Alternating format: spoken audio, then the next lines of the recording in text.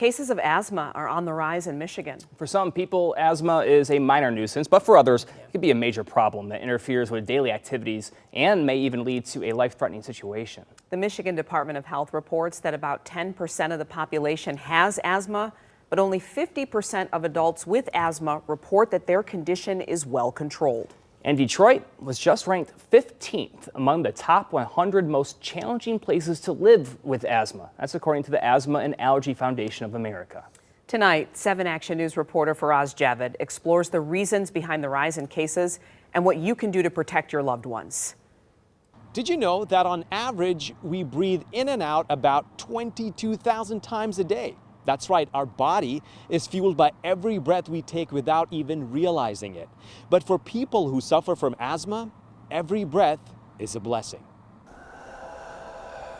That's 73-year-old Stephen Reifman being examined by Dr. Kathleen Das in Oak Park. And this grandfather of 2 has battled with asthma since he was 8 years old. When you can't breathe and you're thinking about your next breath, it takes a tremendous psychological effort. It really does. It's like, oh God, I gotta breathe again, Carrying a rescue inhaler like this all the time and on bad days visiting the emergency room would be the norm for Stephen. And even though all that has changed since he started treatment with Dr. Das, Stephen hopes that his journey can motivate others. When you hear someone saying that asthma is hard for them, it's debilitating, can you relate to it? Yeah, it's like you really do worry about your ability to take in the next breath. And it is extremely distressing to think that something that fundamental, it would be like worrying about if your heart was going to beat next. How prevalent is asthma right now in our communities here in Michigan? Asthma is incredibly common, actually. It's almost every other patient I'm seeing right now. According to Michigan Department of Health, currently the prevalence of asthma across the state is 46% higher compared to previous years. And Detroit is one of the worst places for asthmatics across the country.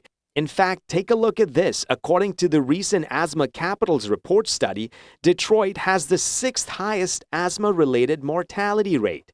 Dr. Das says studies also show that asthma in general tends to affect more females than males. The fact that people are not able to go to school, they're not able to do their basic activities of daily living, they're not able to go to work, it affects every aspect. It also affects their sleep. Dr. Steve McGraw from Ascension Providence Hospital says viruses, fluctuations in temperature, all those combined with air pollution can make it challenging. How close we have really big industrial sites that make a lot of the material that makes our air quality worse, how close are they to where people live?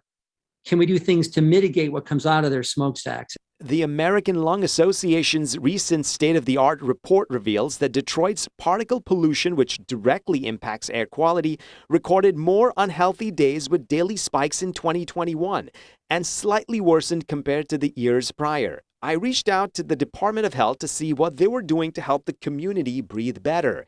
And in a statement to 7 Action News, they say they are working to improve indoor air quality in Detroit childcare facilities, providing in-home asthma education in Wayne, Oakland, and Macomb counties, and developing policies to reduce bus and car idling on school property, as well as promoting electrification of school buses. Now, on a personal level, both doctors recommend not smoking in front of asthmatic patients, and of course, keeping homes free from insects, as well as getting that allergy test whenever possible, because most allergies could trigger an asthmatic event.